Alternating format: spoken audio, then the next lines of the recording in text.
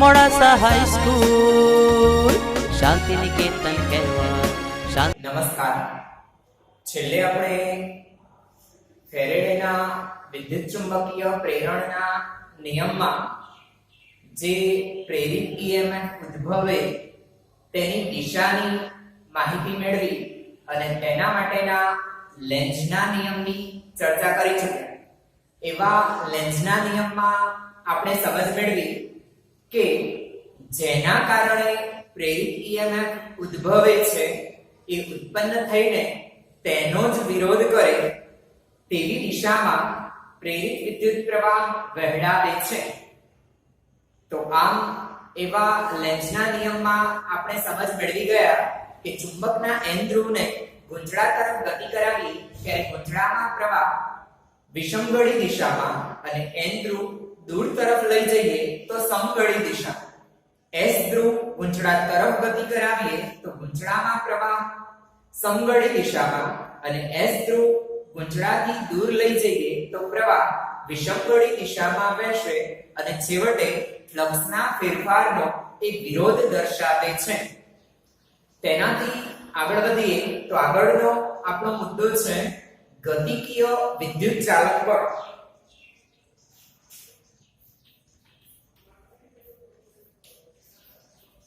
ગતિકીય વિદ્યુત ચાલક બળ. તો આપણો પ્રશ્ન થાય ગતિકીય EMF અથવા ગતિકીય વિદ્યુત ચાલક બળનું સૂત્ર મેળવો.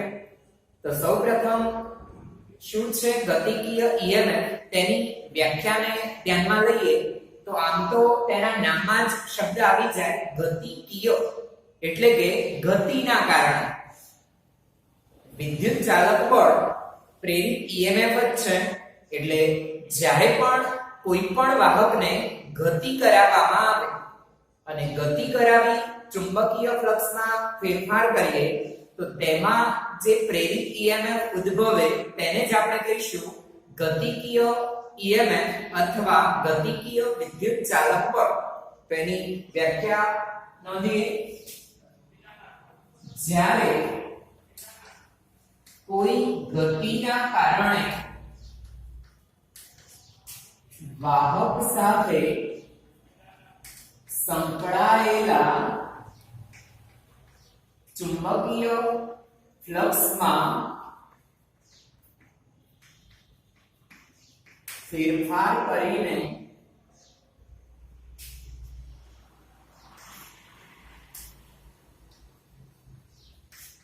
તેમાં EMF મેળવવામાં આવે તો તેવા પ્રેરિત EMF ને ગતિકીય વિદ્યુત ચાલક બળ કે EMF કહે છે. આપણે ફેરેડેના વિદ્યુત ચુંબકીય પ્રેરણના પ્રયોગોમાં સાપેક્ષ ગતિ તેની ચર્ચા કરી ચૂક્યા છીએ. તો આમ કોઈ પણ રીતે વાહકને ચુંબકીય ક્ષેત્રમાં ગતિ કરાવીશું અને વાહકની ગતિ થવાથી તેની સાથે સંકળાયેલું ચુંબકીય ફ્લક્સ બદલાય તો તેવા એ વાહકમાં વિદ્યુત ચુંબકીય પ્રેરણની ઘટના બનશે અને પરિણામે તેમાં પ્રેરિત વિદ્યુત પ્રવાહ અને પ્રેરિત EMF ઉદ્ભવશે. તો આવી આ ઘટના એ વિદ્યુત ચુંબકીય પ્રેરણની જ ઘટના છે, પણ અહીં આપણે વાહકને ગતિ દ્વારા ફ્લક્સમાં ફેરફાર કરાવી રહ્યા છીએ. તો એવા ગતિકીય વિદ્યુત ચાલક બળનું આપણે સૂત્ર મેળવવું છે. તો સૂત્રની તારવણી કરવા માટે એક સાદી ગોઠવણી આકૃતિમાં આપણે રજૂ કરી રહ્યા છીએ. તો તેના માટે આપણે એક U આકારની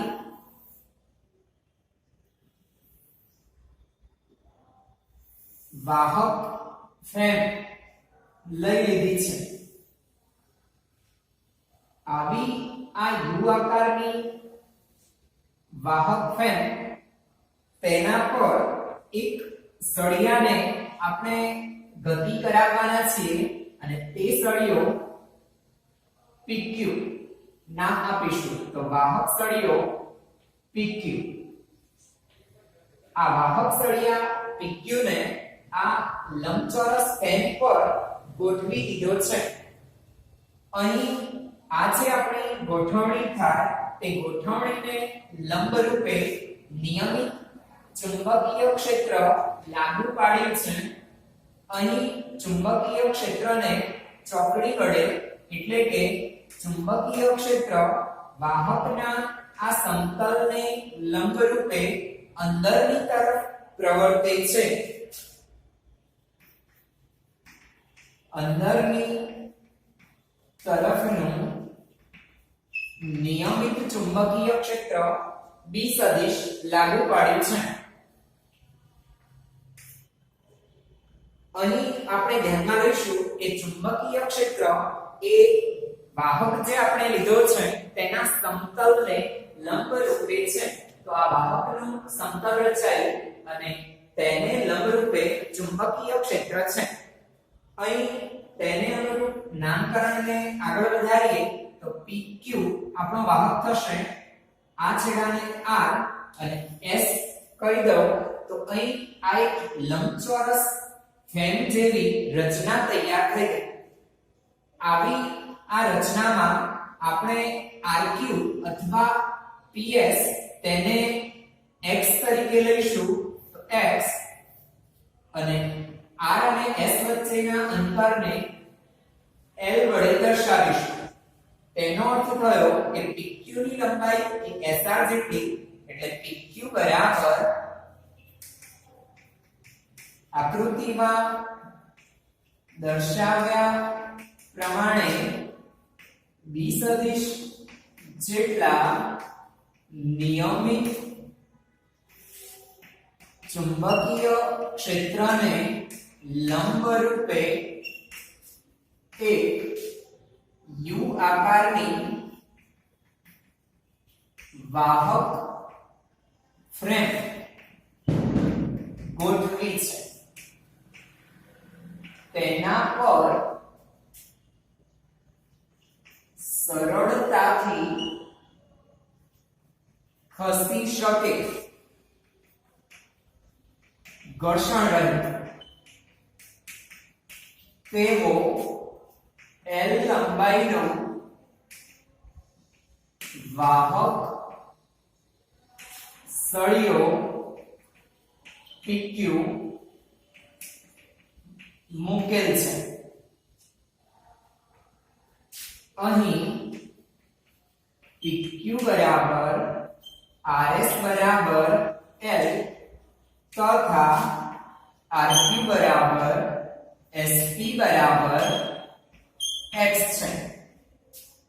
આ વાહક સળિયાને આપણે આ લંબચોરસ ફ્રેમ પર ઘર્ષણ રહિત સરળતાથી ખસી શકે તે રીતે ગોઠવેલ છે. એટલે કે ઘર્ષણ બળને અહીં અવગણેલ છે. આવા આ સળિયા પર બળ લગાડી અને સળિયાને v જેટલા વેગથી ગતિ કરાવી રહ્યા છીએ. તો v સદિશ જેટલા વેગથી આ સળિયાને ગતિ કરાવી રહ્યા છીએ. તો સળિયા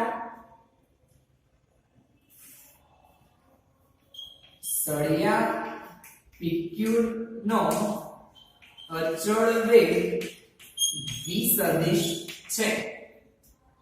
તો v સદિશ જેટલા અચળ વેગથી આ સળિયાને આપણે અહીં ગતિ કરાવીએ છીએ. સળિયાને આ પ્રકારે ગતિ કરાવતા અહીં તમે જોઈ શકો છો આ જે આપણું લંબચોરસ આકારનું લૂપ રચાયું ગૂંચળું બન્યું તે ગૂંચળાનું ક્ષેત્રફળ જેમ જેમ સળિયો ગતિ કરશે તેમ આ લંબચોરસ ભાગનું ક્ષેત્રફળ સમયની સાથે બદલાય છે. ક્ષેત્રફળ બદલાવાથી એ લૂપ સાથે સંકળાયેલું ચુંબકીય ફ્લક્સ phi બરાબર a સદિશ ડોટ b સદિશ ab cos થીટા સૂત્રને અનુરૂપ અહીં ચુંબકીય ક્ષેત્ર b અચળ cos થીટા પણ અચળ પણ સતત સળિયાની ગતિના કારણે ક્ષેત્રફળ બદલાય છે અને ક્ષેત્રફળ બદલાતા ફ્લક્સ સમય સાથે બદલાય છે. ફ્લક્સમાં સમય સાથે ફેરફાર થવાના કારણે અહીં ફેરેડેના નિયમ મુજબ વિદ્યુતચુંબકીય પ્રેરણની ઘટના બને છે અને તેના કારણે જ અહીં આપણને પ્રેરિત પ્રવાહ અને પ્રેરિત EMF મળશે, જેને આપણે ગતિકીય EMF તરીકે જ લઈ રહ્યા છીએ. તો સૌપ્રથમ ગતિકીય EMF નું સૂત્ર મેળવવા માટે આપણે ફ્લક્સના સૂત્રની નોંધ કરીએ.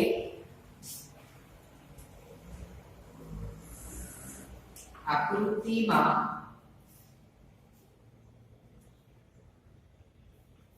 લૂપ સાથે સંકળાયેલું ચુંબકીય ફ્લક્સ, જેને આપણે phi b કહીશું. તો ફ્લક્સનું સૂત્ર ભણી ચૂક્યા આપણે. phi બરાબર a b cos થીટા મુજબ a એટલે લંબચોરસ લૂપનું ક્ષેત્રફળ અને ક્ષેત્રફળ આપણે કહી શકીએ, ક્ષેત્રફળ એટલે લંબાઈ ગુણ્યા પહોળાઈ L ગુણ્યા x. b ચુંબકીય ક્ષેત્ર અચળ છે અને cos થીટા, થીટા એટલે a સદિશ અને b સદિશ વચ્ચેનો ખૂણો. તો આ લૂપ, તેના માટે ક્ષેત્રફળનો સદિશ a સદિશ લૂપના સમતલને લંબરૂપે અંદર અથવા બહાર મળે આપણે તેને અંદર દર્શાવ્યો અને ચુંબકીય ક્ષેત્ર પણ અંદર એટલે થીટા 0 ડિગ્રી થશે, જ્યાં a બરાબર લૂપનું ક્ષેત્રફળ અને એટલે જ Lx લંબાઈ ગુણ્યા પહોળાઈ. કેવી લૂપ છે? તો લંબચોરસ માટે phi b થયા Lxb. અહીં આપણે જોઈ શકીએ છીએ કે સમયની સાથે સળિયાને v જેટલા અચળ વેગથી ગતિ કરાવવાથી x બદલાય છે અને x બદલાતા ફ્લક્સ બદલાશે. તેથી ફેરેડેના નિયમનો ઉપયોગ કરીશું. સળિયાને v સદિશ જેટલા અચળ વેગથી ગતિ કરાવતા તેમાં ઉદ્ભવતું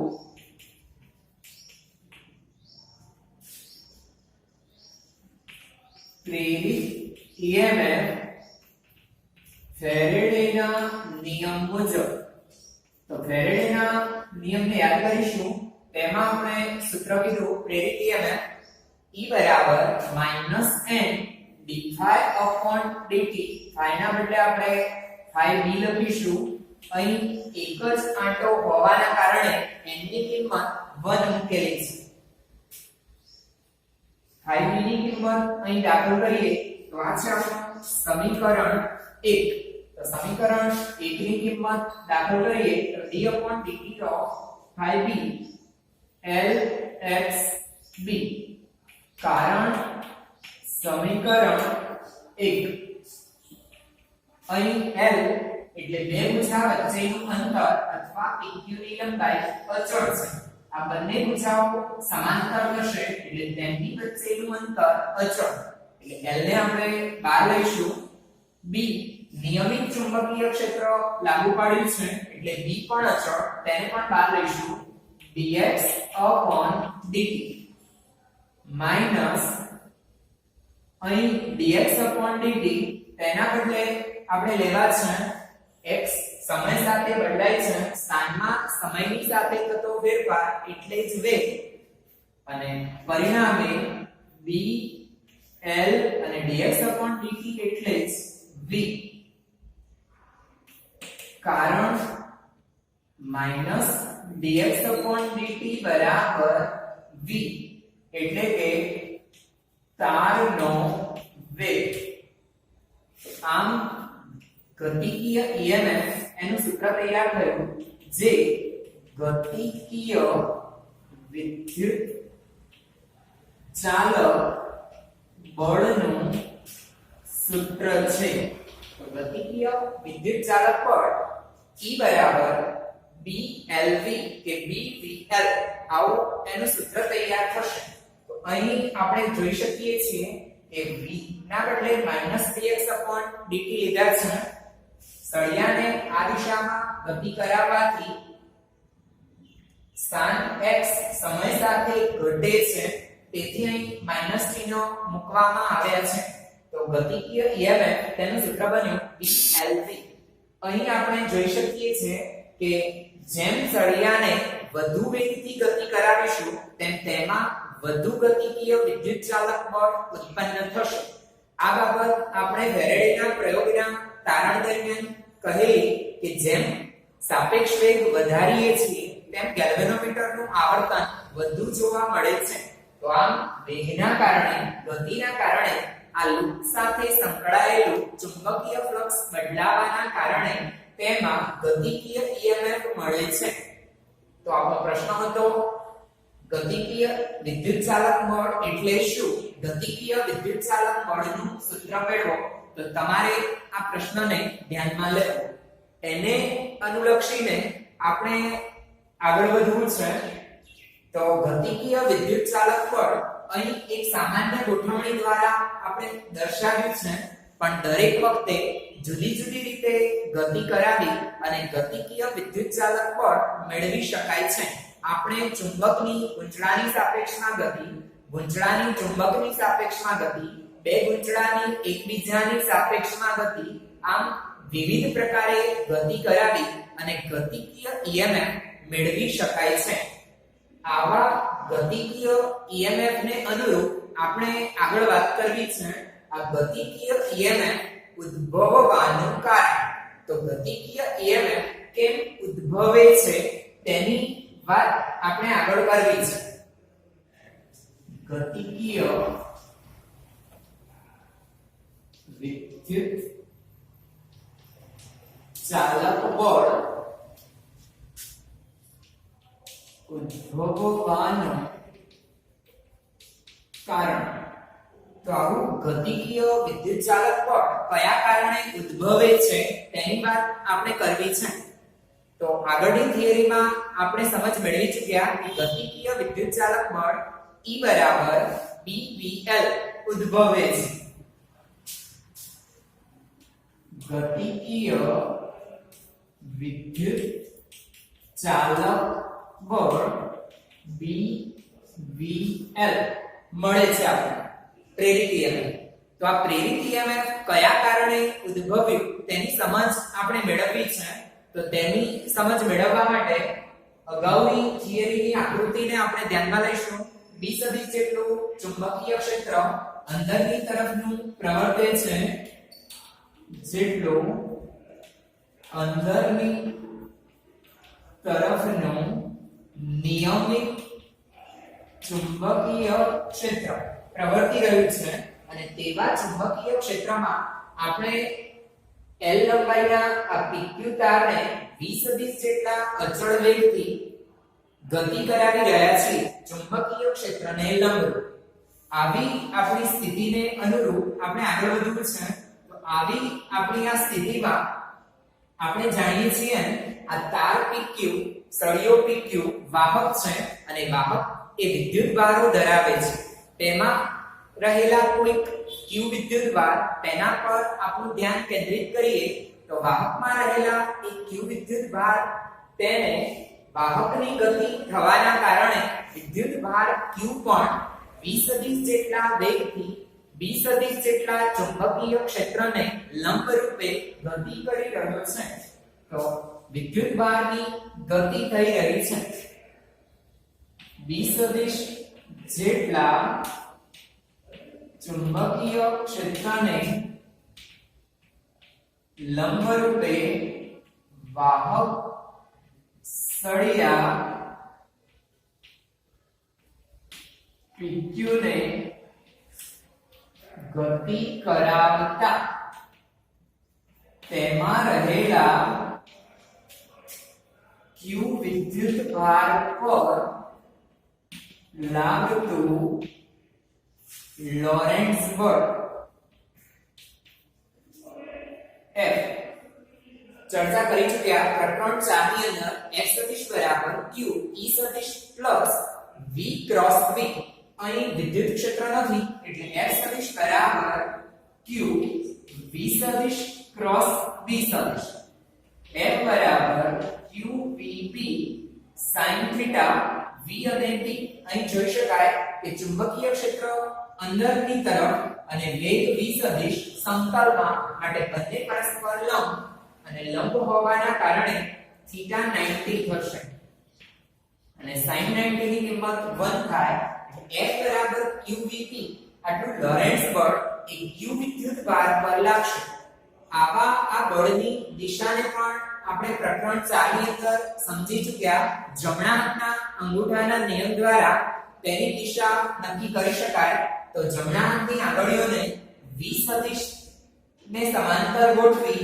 V સદિશ થી V સદિશ તરફ ભ્રમણ કરાવતા અંગૂઠો જે દિશામાં જાય તે દિશામાં વિદ્યુત ભાર પર બળ લાગશે તો અહીં V સદિશ આ દિશામાં એટલે જમણા હાથની આંગળીઓને V સદિશને સમાંતર ગોઠવી B સદિશ અંદરની તરફ એટલે V થી B તરફ આંગળીઓને ભ્રમણ કરાવતા અંગૂઠો નીચેની તરફ એટલે કે તારના છેડા Q તરફ જશે એટલે તેમાં રહેલા Q વિદ્યુત ભાર પર નીચેની તરફ એટલે કે Q છેડા તરફ બળ લાગશે તો વિદ્યુત ભાર પર બળ લાગે તે વિદ્યુત ભાર એટલે જ ધન વિદ્યુત ભાર અને આવા ધન વિદ્યુત ભારો પર નીચેની તરફ એટલે કે Q છેડા તરફ બળ લાગે તેનાથી ઉલટું જો ઋણ વિદ્યુત ભારની વાત કરી -C તો V ક્રોસ V કરતા વિરુદ્ધ એટલે P છેડા પર ઋણ વિદ્યુત ભારો જમા થશે તો આમ આવા Q વિદ્યુત ભાર પર આ સૂત્ર મુજબ લોરેન્ટ્ઝ બળ લાગવાથી તારના P છેડે ઋણ વિદ્યુત ભારો અને Q છેડે ધન વિદ્યુત ભારો જમા થશે તો આટલું લોરેન્ટ્ઝ બળ એ વિદ્યુત ભારો પર લાગે એવા એ લોરેન્ટ્ઝ બળને અનુરૂપ વિદ્યુત ભાર એક છેડેથી બીજા છેડે ગયો અને પરિણામે તેને L જેટલું અંતર અથવા L જેટલું સ્થાનાંતર કર્યું તો Q વિદ્યુત ભાર F જેટલા બળના કારણે L જેટલું સ્થાનાંતર કરે તો યાંત્રિક કાર્ય W કાર્યનું સૂત્ર આપણે ભણી ચૂક્યા W બરાબર F d cos θ સૂત્રને અનુરૂપ અહીં F d એટલે L અને બળ અને સ્થાનાંતર બંનેની દિશા સમાન હોવાથી cos 0 1 FL પણ F નું મૂલ્ય QVB અને L તો W બરાબર QVBL આટલું કાર્ય થયું આવા આ કાર્યને અનુરૂપ આપણે વાત કરવી છે એકમ ધન વિદ્યુત ભાર પર થયેલું કાર્ય અને એટલે જ થાય વિદ્યુત સ્થિતિમાન અથવા વિદ્યુત ચાલક બળ તેથી તારમાંના એકમ ધન વિદ્યુત ભાર પર થયેલું કાર્ય એટલે જ EMF માટે EMF અથવા વિદ્યુત સ્થિતિમાન V બરાબર W/Q સૂત્રને અનુરૂપ QVBL/Q Q કેન્સલ થાય એટલે VVL સૂત્ર તૈયાર થશે જે વિદ્યુત ચાલક બળનું સૂત્ર મળ્યું આપણને તો આમ આવા તાર તેના પર બાહ્ય બળ લગાડીશું આપણે તેના પર QVB જેટલું બળ લાગ્યું વિદ્યુત ભારો પર અને તેને અનુરૂપ આપણે એ વાહક તાર પર બળ લગાડી તેને ગતિ કરાવીશું અચળ વેગથી ગતિ કરાવીશું અને અચળ વેગી ગતિ કરાવતા આ પ્રકારે એક તારના એક છેડે ધન અને બીજા છેડે ઋણ વિદ્યુત ભારો જમા થવાથી તેમાં પ્રેરિત EMF મળે છે અને જો U આકારની ફ્રેમ વાહક હોય તો વિદ્યુત ભાર ધનથી ઋણ તરફ ગતિ કરશે અને પરિણામે અહીં I જેટલો વિદ્યુત પ્રવાહ પણ સર્જાય છે તો તો ધન વિદ્યુતભારની સમગળી અને ઋણ વિદ્યુતભારની વિષમગળી ગતિ થવાથી આ લૂપની અંદર સમગળી દિશામાં પ્રેરિત પ્રવાહ I જેટલો મળે છે. તો આમ આવા ગતિકીય વિદ્યુતચાલક બળ ઉદ્ભવવા માટે સળિયાની ગતિ જવાબદાર થશે. જો વાહકને v બરાબર 0 એટલે વેગ 0 કરી દઈએ, સ્થિર કરી દઈએ, તો ત્યારે ગતિકીય EMF મેળવી શકાતું નથી. આ થઈ વાત ગતિકીય વિદ્યુતચાલક બળ ઉદ્ભવવાનું કારણ. બીજી બાબત, અહીં આપણે સમજ મેળવી ગયા ગતિકીય EMF તેમાં ગતિ કરાવી અને ચુંબકીય ફ્લક્સનો ફેરફાર થવાથી પ્રેરિત EMF મળે છે. તેથી ફેરેડેના શરૂઆતના પ્રયોગને સમર્થન મળ્યું ગતિ કરાવવા. પણ અહીં આપણે એક બાબતથી પરિચિત થયા કે વાહકની ગતિ થાય તો ચુંબકીય ફ્લક્સ બદલાવાથી પ્રેરિત EMF મળે છે. પણ બીજા કિસ્સામાં વાહક સ્થિર હોય તો પણ તેની સાથે સંકળાયેલું ચુંબકીય ક્ષેત્ર બદલીને પણ તેમાં પ્રેરિત EMF મેળવી શકાય છે. તો તે કઈ રીતે ઉદ્ભવે છે તે બાબત આ ગતિકીય EMF ની થિયરી દ્વારા સમજી શકાતી નથી. સ્થિર વાહકના કિસ્સામાં પણ ચુંબકીય ફ્લક્સનો ફેરફાર ચુંબકીય ક્ષેત્રના ફેરફાર દ્વારા કરીને પણ આપણે પ્રેરિત વિદ્યુત પ્રવાહ કે પ્રેરિત EMF વિદ્યુતચાલક બળ મેળવી શકીએ છીએ. તો તેની સમજ માટે લોરેન્સ બળના સૂત્રને યાદ કરીએ તો F સદિશ બરાબર Q E સદિશ પ્લસ V સદિશ ક્રોસ B સદિશ. આવા આપણા સંબંધમાં જ્યારે પણ વાહકનો વેગ 0 હોય તો જ્યારે V સદિશ બરાબર 0 ત્યારે તેના પર તે વિદ્યુતભાર પર માત્ર એક જ બળ લાગે, વેગ 0 Q E સદિશ. જ્યારે વિદ્યુત ક્ષેત્ર 0 હોય અને પહેલા ભાગની અંદર આપણે કોઈ વિદ્યુત ક્ષેત્ર લીધું નથી, E સદિશ 0 એટલે Q V ક્રોસ B સૂત્ર દ્વારા આપણે ગતિકીય EMF તેની સમજ મેળવી વાહકની ગતિ થવાથી. પણ હવે આપણે વાત કરવી છે વાહક સ્થિર છે એટલે વેગ 0, તો ત્યારે માત્ર વિદ્યુત બળ QE સદિશ જેટલું લાગશે. તો તે દરમિયાન આ વિદ્યુત ક્ષેત્ર દ્વારા અથવા એ વિદ્યુત ક્ષેત્ર દ્વારા વિદ્યુતભાર પર બળ લગાડવા પ્રેરિત EMF મેળવવા એ વિદ્યુત ક્ષેત્ર કઈ રીતે મળ્યું તે સમજવું છે. તો તેના માટે આપણે ધ્યાનમાં લઈએ કે જ્યારે પણ આપણે ચુંબકીય ક્ષેત્ર બદલીએ છીએ, લૂપ અથવા ગૂંચળા સાથે સંકળાયેલું ચુંબકીય ક્ષેત્ર બદલાય છે તો ચુંબકીય ફ્લક્સમાં ફેરફાર થાય છે. અને ચુંબકીય ફ્લક્સ બદલાય તો તેના કારણે એમાં પ્રેરિત EMF ઉદ્ભવે છે. એ પ્રેરિત EMF ઉદ્ભવવા માટે તેમાં ચુંબકીય ક્ષેત્રનો ફેરફાર કરે છે. તો બદલાતા જતા એ ચુંબકીય ક્ષેત્રથી આપણે વિદ્યુત ક્ષેત્ર મેળવીએ છીએ અને તેવા વિદ્યુત ક્ષેત્ર વડે જ એ વિદ્યુતભાર ગતિ કરે છે. તો આમ પ્રકરણ 4 ની અંદર આપણે સમજ મેળવી ગયા હતા કે વિદ્યુતભાર તેને ચુંબકીય ક્ષેત્રમાં ગતિ કરાવીએ તો વિદ્યુતભાર ગતિ કરે એટલે વિદ્યુત પ્રવાહ, અને વિદ્યુત પ્રવાહના કારણે ગજિયા ચુંબક પર બળ લાગે છે. તો વિદ્યુતભારની ગતિ એટલે જ વિદ્યુત પ્રવાહ ના કારણે ગજિયા ચુંબક પર બળ લાગે.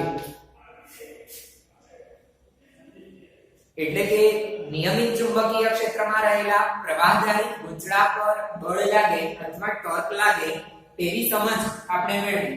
તો વિદ્યુતભારની ગતિ એટલે વિદ્યુત ક્ષેત્ર અને વિદ્યુત ક્ષેત્ર દ્વારા ચુંબક પર બળ લાગે છે. પણ અહીં આપણે તેના કરતા વિપરીત સ્થિતિની વાત કરીશું કે ચુંબકીય ક્ષેત્ર દ્વારા વિદ્યુતભાર પર બળ લાગે છે અને પરિણામે વિદ્યુતભાર ગતિ કરે છે. તો ચુંબકીય ક્ષેત્ર વડે વિદ્યુતભાર પર બળ લાગતા તે ગતિ કરી વિદ્યુત ક્ષેત્ર મળે. એટલે પહેલા ભાગની અંદર વિદ્યુત ક્ષેત્રમાંથી ચુંબકીય ક્ષેત્ર ચુંબક પર બળ મેળવતા હતા. અહીં આપણે ચુંબકીય ક્ષેત્ર વડે વિદ્યુત ભારને ગતિ કરાવી અને વિદ્યુત ક્ષેત્ર મેળવ્યું છે. તો આ બંને વિદ્યુત અને ચુંબક એ એકબીજા સાથે સંકળાયેલા છે તેવું ઓર્સ્ટેડ અને ફેરાડે એમના પ્રયોગો દ્વારા એટલે કે વિદ્યુત ચુંબકીય પ્રેરણની ઘટના દ્વારા આપણે સમજી શકીએ છીએ. તેનાથી આગળ વધીએ તો તેના આધારિત ઉદાહરણ આપણે ગણવા છે.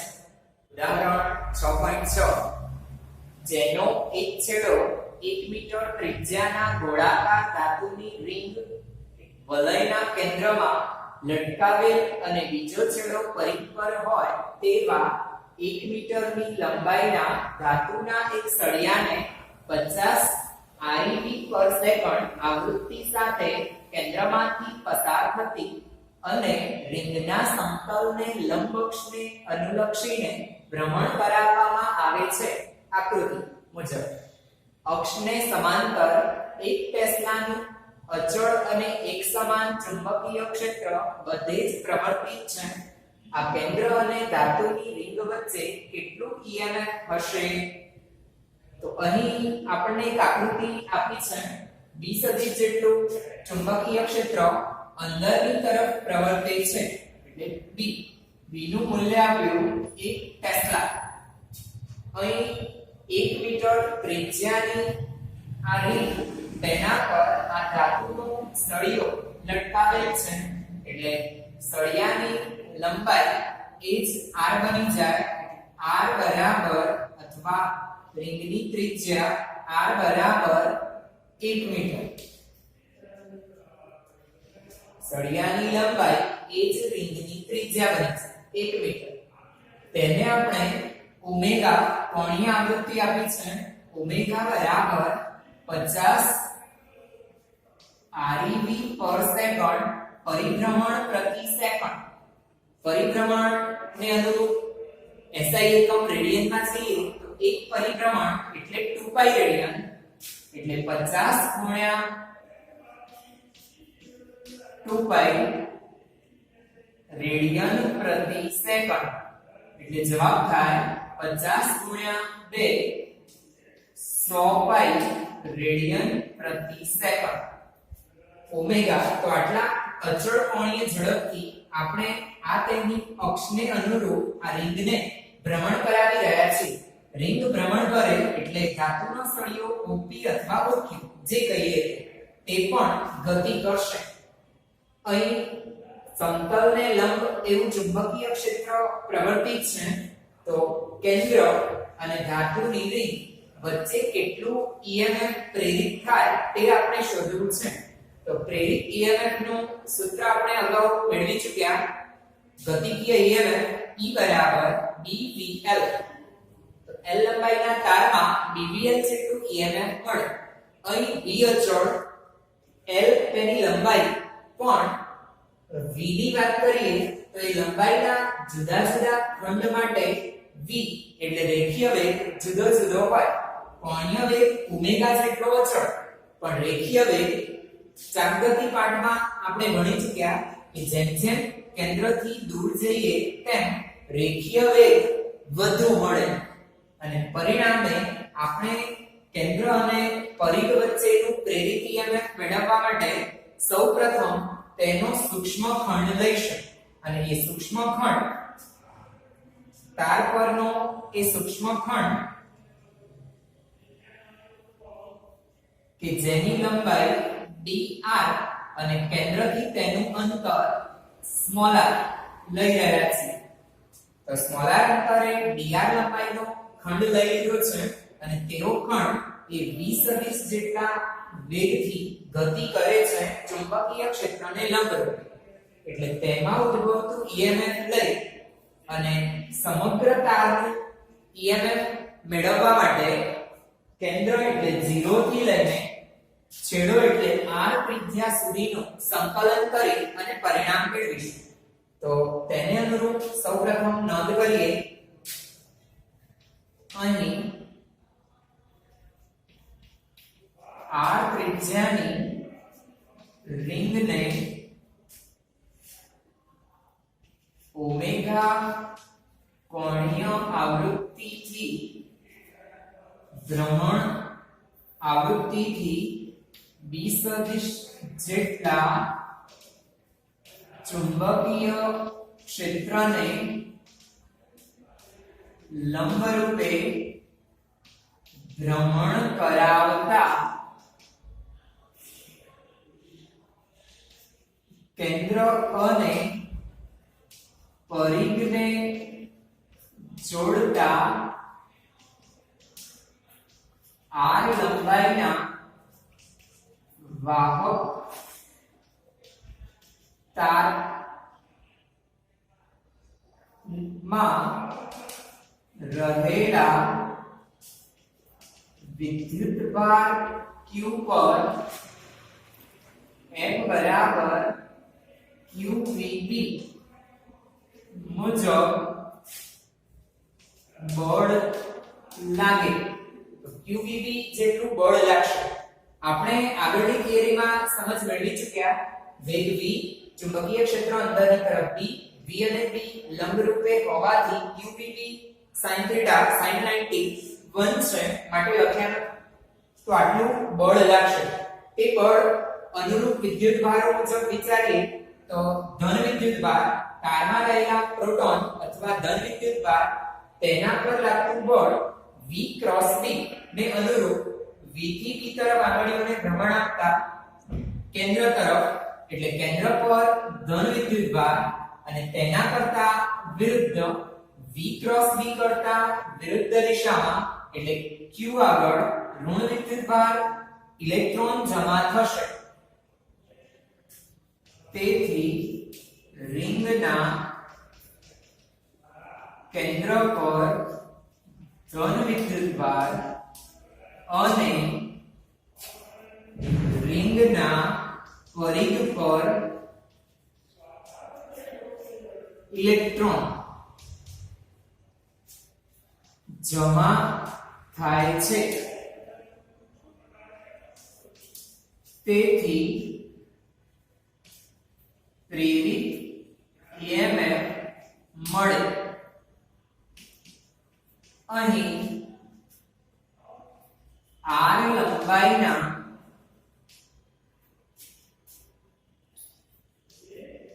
તાર પરના જુદા જુદા ખંડના વેગ જુદા હોવાથી ધારો કે કેન્દ્રથી સ્મોલાર અંતરે dr લંબાઈનો તારનો ખંડ v વેગથી ગતિ કરે છે તો તેમાં ઉદ્ભવતું ગતિકીય વિદ્યુત ચાલક બળ નાના ખંડ માટે de લઈશું e બરાબર dvl સૂત્રને અનુરૂપ dv dr તો ગતિકીય વિદ્યુત ચાલક બળ આટલું કંઈક મળશે.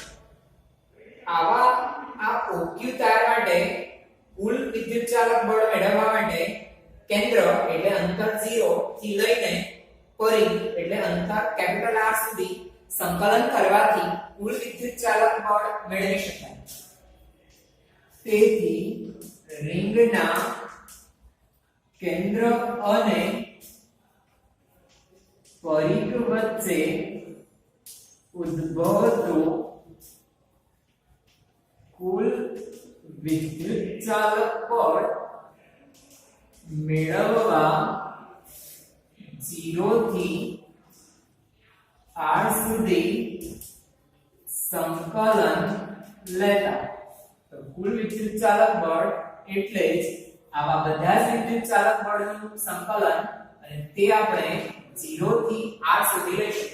પણ dE બરાબર e v dr, પરંતુ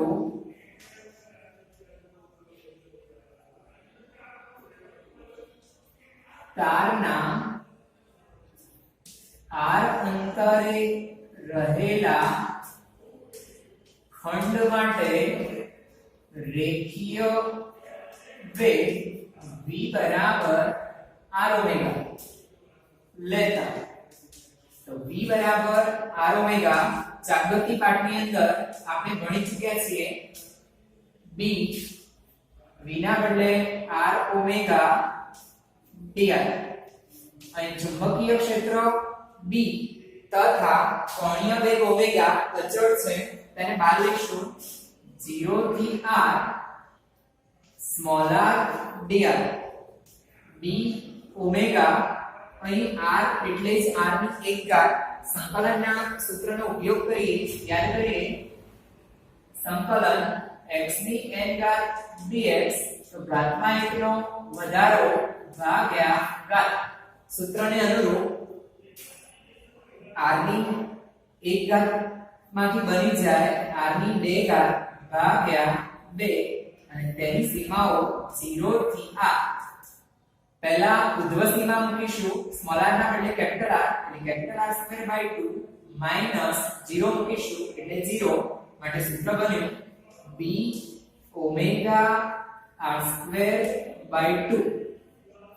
તો જ્યારે પણ તમારે આવા કોઈ રિંગને b જેટલા ચુંબકીય ક્ષેત્રમાં ઓમેગા કોણીય ઝડપથી r ત્રિજ્યાની રિંગને ભ્રમણ કરાવવામાં આવે, તો તેના કેન્દ્ર અને પરિઘ વચ્ચે ઉદ્ભવતું ગતિકીય વિદ્યુતચાલક બળ ગણવું હોય તો આ સૂત્રનો ઉપયોગ કરી શકશો. તમારે આ સૂત્રને યાદ પણ રાખવું, b ઓમેગા r² 2. આપણી આ સ્થિતિ માટે કિંમતો મૂકીએ તો b છે 1 ઓમેગા 100 પાઈ અને r પણ 1 નો વર્ગ ભાગ્યા 2, 100 પાઈ, પાઈની કિંમત 3.14, 3.14 ગુણ્યા 100 એટલે 314, અને 314 ભાગ્યા 2 એટલે 157 વોલ્ટ. તો 157 વોલ્ટ જેટલું પ્રેરિત EMF ઉદ્ભવશે.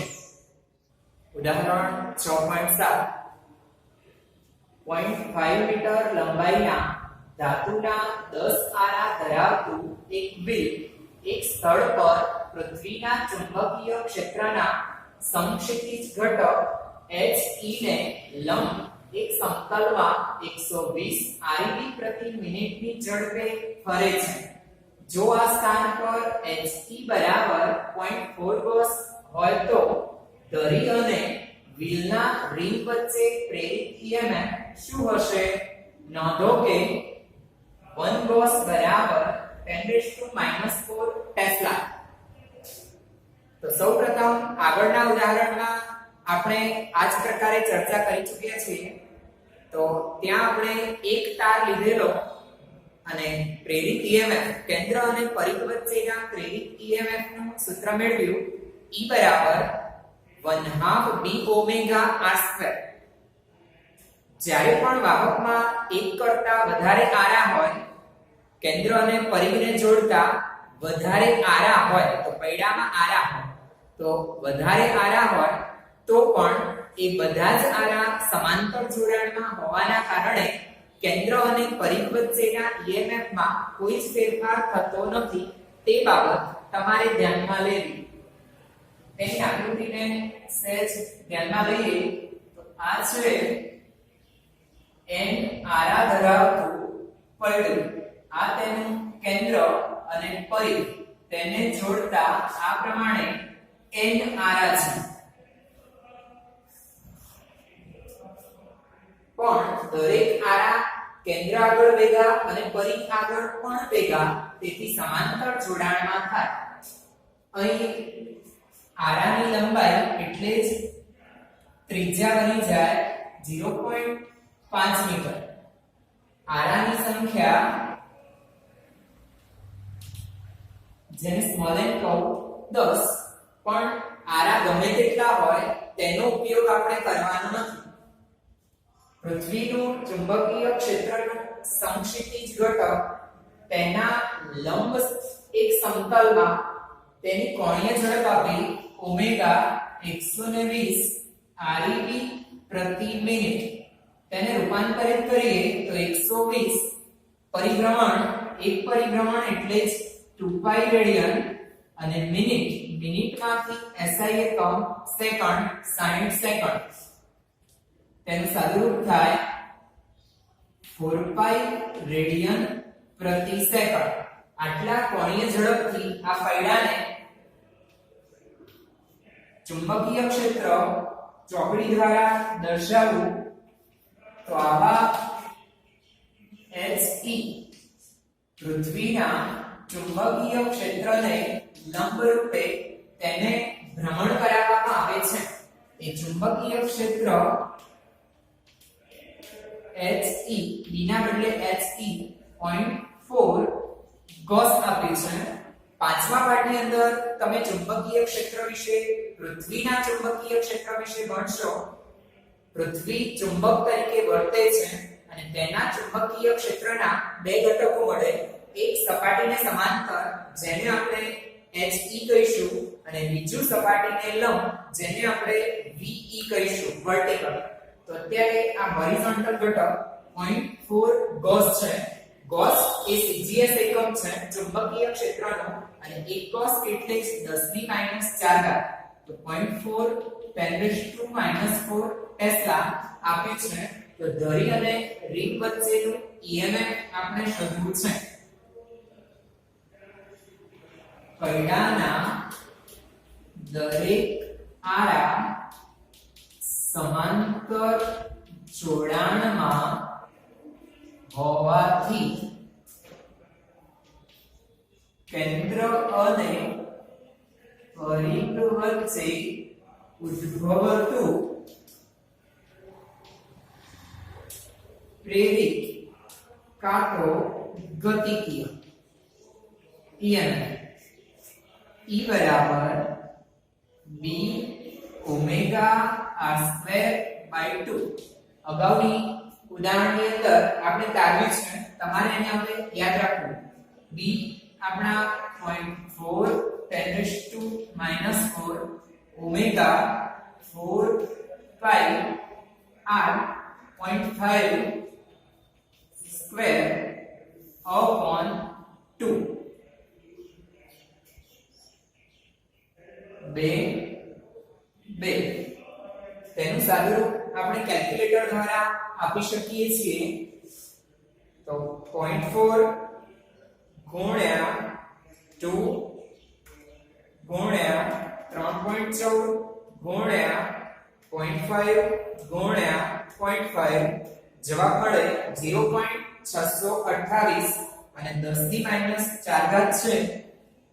0.628 10⁻⁴ એટલે જ 6.28 10⁻⁵ વોલ્ટ. તો આટલું EMF પૈડાના કેન્દ્ર અને પરિઘ વચ્ચે ઉદ્ભવે છે.